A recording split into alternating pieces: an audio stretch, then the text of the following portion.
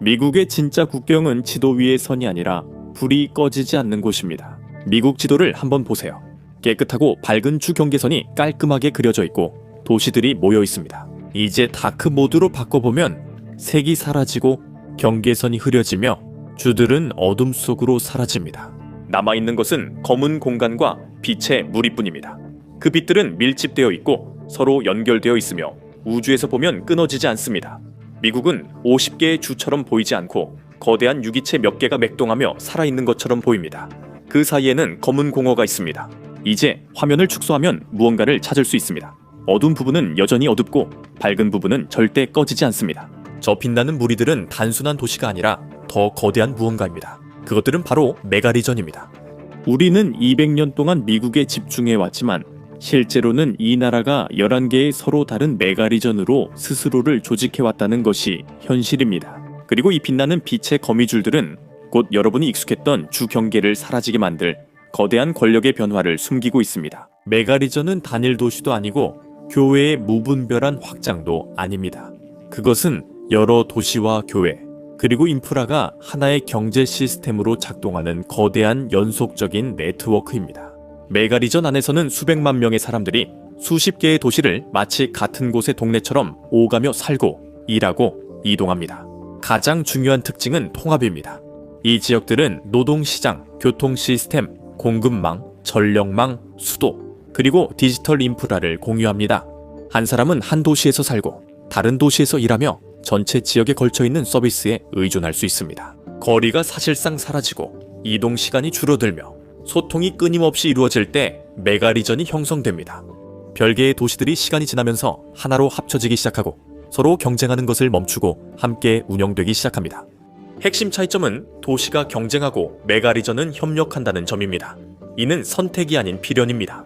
지도를 보면 11개 구역, 이 미국 전체 면적의 20%도 안 되는 작은 부분만 차지하는 것을 알 수 있습니다.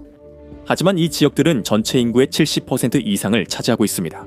그리고 75%가 넘는 부를 창출합니다. 이곳들은 불이 꺼지지 않는 지역들, 그리고 나머지 국토를 장악한 구역들입니다. 지금 이 클러스터 중 한 곳에 살지 않는다면 2040년까지는 그럴 가능성이 높습니다. 이곳들은 나라의 인재, 자금, 그리고 정치적 권력을 빨아들이고 있습니다. 빈 공간들은 그저 어두운 배경일 뿐입니다. 이 11개의 지역의 성장은 끊임없고 공격적이며 하나의 도시 지역이 얼마나 많은 공간을 차지할 수 있는지 그 한계를 시험하고 있습니다. 예를 들어 북동부를 보세요. 보스와시라고 불리는 500마일 길이의 구간입니다. 이곳은 메인 주의 숲에서 시작해 버지니아 북부에 이르기까지 멈추지 않는 거대한 빛나는 길입니다. 이 지역에는 5,300만 명이 밀집해 있는데 이는 스페인 전체 인구보다도 많습니다. 이곳은 월스트리트의 자본부터 워싱턴 DC의 권력까지 세계적인 본부 역할을 합니다. 기차를 몇 시간씩 타고 가도 마철루가 시야에서 거의 사라지지 않으려며 이런 곳이 이곳만 있는 것도 아닙니다. 서쪽을 보면 5대5 지역이 어떻게 변했는지 알 수 있습니다. 예전에는 오래된 공장지대였지만 이제는 거대한 산업의 중심지로 변모했습니다. 이곳은 시카고, 디트로이트, 클리블랜드, 피츠버그를 연결하지만 국경에서 멈추지 않습니다. 오타와, 몬트리올, 퀘벡시티와도 경제적으로 밀접하게 연결되어 있습니다. 이곳은 물 사용이 많은 중공업과 해운업이 결합된 국경 간 대규모 산업지대입니다. 이처럼 캐나다와 연결된다는 점은 메가리전이 주 경계뿐 아니라 국가 경계도 무시함을 보여줍니다. 피츠버그 근처에서는 5대5의 불빛이 북동부의 서쪽 끝에 닿기 시작하고 있습니다. 이것은 메가리전의 탄생입니다. 북부가 혼잡함과 역사를 상징한다면 새로운 남부와 서부는 이제 폭발적으로 성장하려 하고 있습니다. 이 지역들은 변화가 너무 빨라 지도가 따라가기 어렵습니다. 텍사스 삼각지대는 달라스 포트워스, 휴스턴, 샌안토니오를 꼭지점으로 하고 오스틴이 그 중앙에 위치해 있습니다. 이 지역엔 2천만 명 이상이 살며 다른 곳보다 빠르게 성장하고 있습니다. 이곳은 마치 하나의 국가처럼 주 안에서 독립적으로 기능하며 우주, 여행, 에너지, 컴퓨터 칩의 중심지입니다. 태평양 연안의 남부 캘리포니아는 이제 할리우드를 넘어섰습니다. 이곳은 2,500만 명이 거주하는 글로벌 무역의 관문으로 샌디에이고 국경에서부터 로스앤젤레스와 산타바바라까지 뻗어 있습니다. 이곳은 점점 더 네바다 사막, 라스베가스를 향해 동쪽으로 확장되고 있습니다. 이곳은 서반구에서 가장 분주한 해운 관문입니다. 이 항구들을 통해 흐르는 물품의 양은 대륙 전체에 필요한 모든 것을 공급할 수 있을 정도입니다. 이런 지도 탐험을 좋아하신다면 구독 버튼을 꼭 눌러주세요. 메가리전은 계속 성장하고 있고 이 채널도 마찬가지로 성장해야 합니다. 더 북쪽으로 올라가면 북부 캘리포니아는 샌프란시스코 베이 지역을 중심으로 전 세계의 두뇌 중심지가 되었고 세크라멘토까지 확장되고 있습니다. 이곳은 인공지능과 기술의 수도입니다. 이 지역은 인재들의 밀집으로 정의됩니다. 나머지 지역들은 서로 다른 산업들을 연결하는 개발의 사슬로 형성되고 있습니다. 이 사슬들은 안전망 역할을 해 한 도시가 힘들어도 다른 도시들이 도울 수 있게 보장합니다. 플로리다 회랑은 개발의 사슬로 마이애미의 금융 중심지와 올랜도의 관광 명소, 그리고 대서양 연안의 우주 기술을 연결합니다. 피드먼트 애틀랜틱은 뉴사우스의 엔진입니다. 이곳은 애틀랜타에서 샬럿을 거쳐 롤리더럼의 리서치 트라이앵글까지 이어지는 금융과 연구의 길입니다. 멕시코만 연안은 휴스턴에서 뉴올리언스를 거쳐 모빌까지 이어지는 에너지와 화학의 중심지입니다. 이곳들은 끊임없이 움직이는 인간 활동의 고속 루프입니다. 하지만 이것은 거대한 마스터 플랜의 일부가 아니었습니다. 1950년대 이사회 회의에서 구상된 것도 아니었습니다. 이것은 지리, 자본, 그리고 끊임없는 속도의 필요성에 의해 이끌린 복잡하고 자연스러운 변화였습니다. 여기까지 온 과정을 이해하려면 이 도시들을 하나로 만든 충격들을 살펴봐야 합니다. 1790년으로 돌아가면 메가리전 개념은 꿈 같았을 것입니다. 그 당시 도시는 서로 연결되지 않아 매우 고립되어 있었습니다. 필라델피아에 살았다면 뉴욕시는 마치 달처럼 멀게 느껴졌을 것입니다. 두 도시 사이를 이동하려면 지늘길을 덜컹거리는 마차를 타고 며칠이나 걸려야 했습니다. 최초의 메가리전은 정치에서 탄생한 것이 아니라 인프라에서 시작되었습니다. 먼저 물이 있었습니다. 1825년에 완공된 이리우나는 곡물만 운반한 것이 아니라 뉴욕시의 미래를 중서부와 연결시켰습니다. 이후 철도 도입으로 며칠 걸리던 거리가 몇 시간으로 줄고 지역 전체가 하나의 경제 시스템으로 통합되었습니다. 그리고 제2차 세계대전 이후 자동차의 등장과 함께 진정한 메가리전의 붐이 시작되었습니다.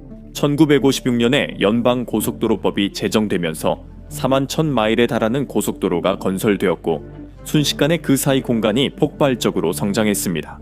주간 고속도로가 생기기 전에는 사람들은 자신이 일하는 곳 근처에 살았습니다. 고속도로가 생긴 후에는 교회가 바깥으로 퍼져나갔고 통근거리가 더 길어졌으며 도시는 더 이상 고립된 중심지가 아니라 하나로 연결된 기계처럼 움직이기 시작했습니다.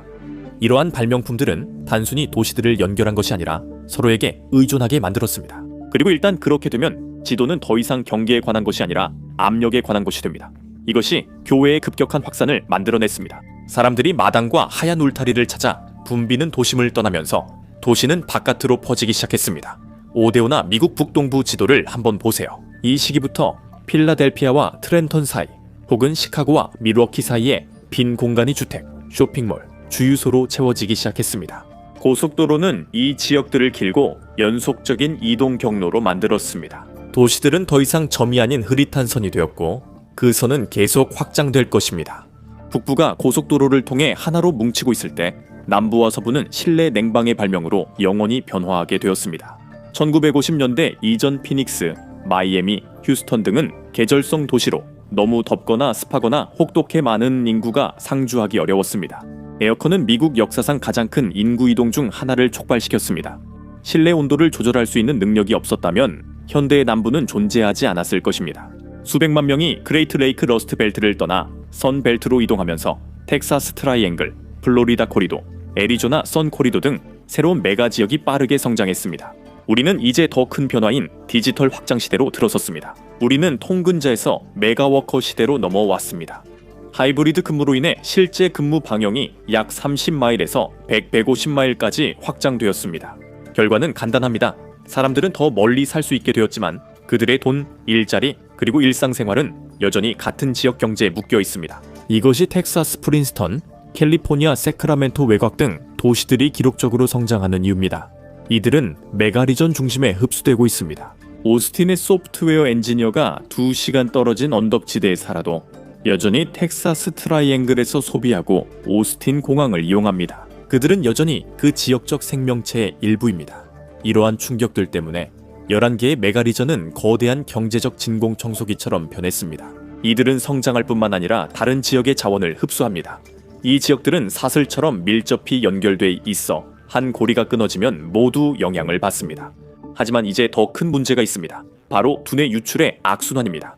메가리전은 가장 높은 급여와 최고의 인맥을 제공합니다. 시골 지역에서 가장 똑똑한 젊은이들이 그곳으로 이동합니다. 기업들도 인재가 있는 곳이기 때문에 따라가고 메가리전은 더욱 부유해지며 더 많은 인재를 끌어들입니다.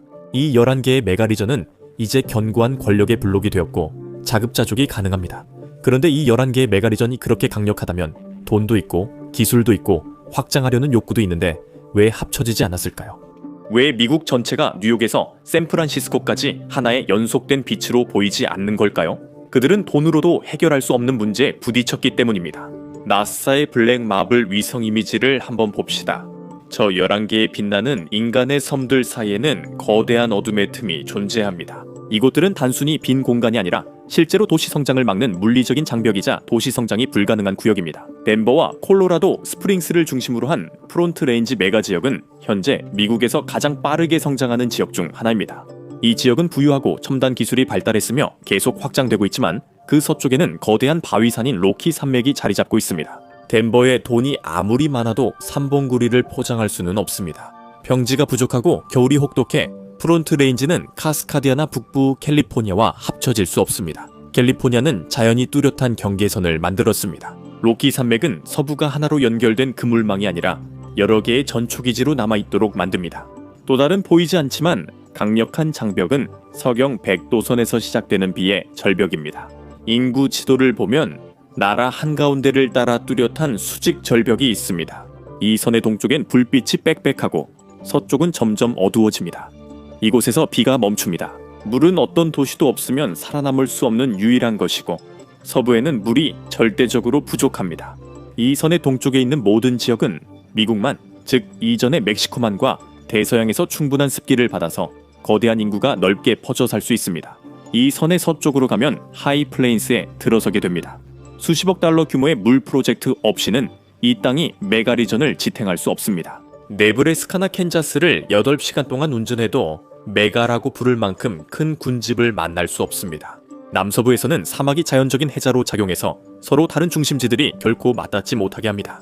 남부 캘리포니아 메가 지역과 애리조나 선 코리도르는 수백 마일밖에 떨어져 있지 않지만 그 거리 대부분이 지구상에서 가장 척박한 평지입니다. 모하비 사막과 소노란 사막은 도시 확장의 물리적인 차단 역할을 합니다. 이곳의 열기는 너무 강렬해서 어떤 울타리보다도 더 효과적인 장벽을 만들어냅니다. 물론 고속 열차가 언젠가는 이 강역을 메울 수 있겠지만 사막은 로스앤젤레스에서 피닉스까지 연속적인 도시지대가 생기지 않도록 막고 있습니다. 물 부족은 이 지역들이 얼마나 확장될 수 있는지에 대한 확실한 한계를 만듭니다. 에팔레치아 산맥은 동부 개발에 있어서 더 작지만 여전히 매우 효과적인 장애물 역할을 합니다. 이 산맥들은 로키 산맥만큼 높지는 않지만 지형이 험하고 계곡은 좁으며 토양도 거칩니다. 1700년대 이 산맥은 개척자의 진출을, 오늘날엔 대규모 도시 합병을 막고 있습니다. 이 땅은 우리의 도로, 전력선, 그리고 철도를 좁은 길로 몰아넣습니다. 이것이 바로 비교적 가까운 거리에 있음에도 불구하고 금융 중심지인 뉴욕과 은행 허브인 샬럿이 여전히 두 개의 뚜렷한 단위로 남아있는 이유입니다. 산맥은 마찰 지점 역할을 하여 사람들의 이동을 느리게 하고 두 지역이 하나의 거대한 동부 해안 슈퍼 지역으로 합쳐지는 것을 막습니다. 그리고 미시시피 강이 있습니다. 이 강은 미국 무역의 생명줄이지만 동시에 거대한 분할선이기도 합니다. 강을 둘러싼 범람원은 지구상에서 가장 비옥한 지역 중 하나입니다. 미시시피 분지의 습지는 오데호와 피드몬트 애틀랜틱 사이에 빈 공간을 만듭니다. 강은 자신의 공간이 필요하며 인간은 너무 가까이 건설하지 말아야 함을 뼈저리게 배웠습니다. 자연은 이 땅을 농업용으로 남겨두었습니다. 10년마다 물에 잠기고 싶어하는 삼각주 위에 50층짜리 마천루를 지을 수는 없습니다. 이것은 자연적인 녹지대를 형성하여 산업화된 북쪽과 교외 남쪽을 분리시켜줍니다. 카스카디아에 산다면 당신의 삶은 태평양과 숲에 의해 정의됩니다. 텍사스 트라이앵글에 산다면 당신의 삶은 더위와 대초원에 의해 정의됩니다. 각 섬은 자신이 위치한 땅을 바탕으로 고유한 사고방식을 발전시킵니다. 지리는 단순히 점령을 막는 것에 그치지 않고 각 지역의 성격을 형성하고 있습니다. 하지만 메가 지역이 한계에 도달하면 어떻게 될까요? 도시들은 돈과 인재를 끌어들이는 거대한 자석처럼 변했습니다.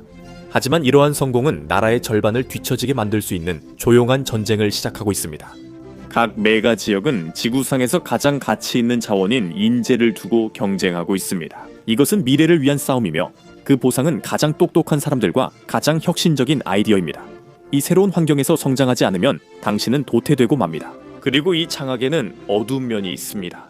더 큰 무대, 전문화된 벤처 자본, 그리고 더 많은 급여의 약속은 대부분의 최고 인재들에게 거절하기 힘든 유혹입니다. 그래서 그들은 마을과 소도시를 떠납니다. 그들은 더 나이 들고 가난해진, 그리고 문제를 해결할 사람들마저 사라진 공동체를 뒤로하고 떠납니다. 데이터는 미국이 두 가지 속도를 보인다고 나타냅니다. 메가 지역은 빠르게 성장하지만 그 외 지역은 소멸 위기에 처해 있습니다.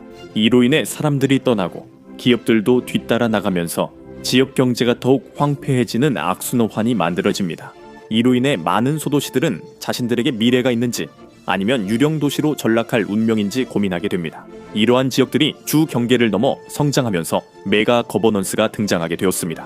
왜냐하면 메가 지역의 경제는 뉴저지와 뉴욕, 인디애나와 일리노이 사이의 경계에는 관심이 없기 때문입니다. 이 지역을 운영하는 사람들은 이제 주도 자체를 완전히 우회하기 시작했습니다. 그들은 이 지역을 유지하는 거대한 시스템, 물, 전력, 교통을 관리하기 위해 슈퍼 협정을 맺고 있습니다.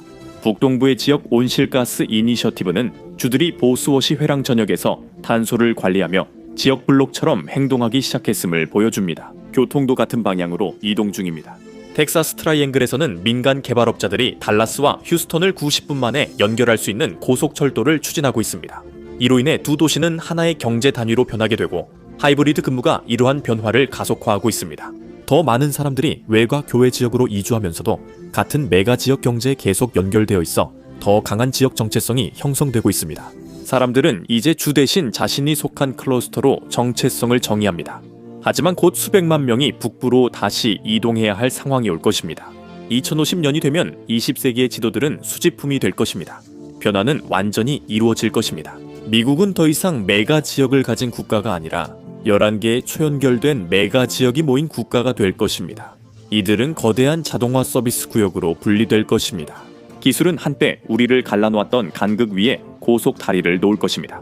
우리는 이미 그 첫 번째 징후를 보고 있습니다. 고속철도와 자율주행 운송 경로가 여행을 고속의 경험으로 바꾸고 있습니다.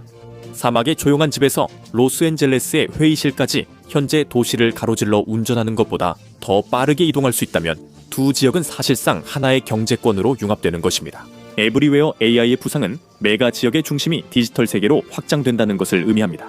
우리는 이미 이중 구조의 지리적 현상을 목격하고 있습니다. 당신이 실제로는 에팔레치아 갭의 작은 마을에 살고 있을지라도 디지털 생활이 북동부 회랑에 기반을 두고 있다면 당신은 그 메가 지역의 거주자인 셈입니다. 이러한 디지털 장악은 해당 지역들이 대륙 전체의 노동력을 포장도로로 덮지 않고도 수확할 수 있게 해줍니다. 아마도 2050년 지도에서 가장 충격적인 변화는 그레이트 노던 피벗일 것입니다. 한 세기 동안 미국의 이야기는 태양을 찾아 남쪽과 서쪽으로 가라는 것이었습니다. 하지만 선벨트 지역의 더위가 인프라를 위협할 정도로 치솟고 해수면 상승이 플로리다와 걸프 해안 지역을 위협하면서 대규모의 북부 회기가 시작되고 있습니다. 5대5 메가 지역은 21세기의 기후 피난처로 다시 브랜드화되고 있으며 전 세계 담수의 20%에 접근할 수 있습니다. 시카고, 디트로이트, 버폴로와 같은 도시들은 인구가 대폭 증가하고 있습니다. 이번에는 물 안보를 바탕으로 합니다. 2050년에는 5대5가 다시 한번 미국에서 가장 중요한 메가 지역이자 물을 갈구하는 국가의 수자원 강국이 될지도 모릅니다. 이러한 전환이 마무리되면 11개의 섬 사이의 빈 공간들은 첨단 서비스 구역으로 변하게 됩니다. 이 지역들은 황무지가 되지 않을 것입니다. 대신 그곳들은 자율주행 트랙터, 풍력 발전소, 그리고 탄소를 포집하는 숲들로 이루어진 자동화된 풍경이 될 것입니다. 이곳이 바로 메가 지역의 엔진룸이죠. 그곳에 사는 사람은 거의 없겠지만 지구상에서 가장 주목받고 생산적인 땅이 될 것입니다. 2050년에 블랙 마블 위성뷰를 보면 11개의 빛나는 거미줄이 그 어느 때보다 더 밝고 더 연결되어 있을 것입니다. 옛주 경계선들은 중요하지 않으므로 사라질 것입니다. 진짜 권력은 섬들의 물, 전력, 데이터 관리를 담당하는 지역위원회에 있습니다. 미국은 더 이상 50개 주의 지도가 아닙니다. 이제 미국은 바다에서 바다까지 뻗어있는 11개의 빛나는 인간 활동의 엔진입니다. 오늘 저와 함께 해주셔서 감사합니다. 영상이 즐거우셨길 바랍니다. 이런 영상을 더 보고 싶으시다면 구독과 알림 설정을 부탁드립니다. 정말 큰 힘이 됩니다. 다시 한번 감사드리며 다음에 맵팩에서 또 뵙겠습니다.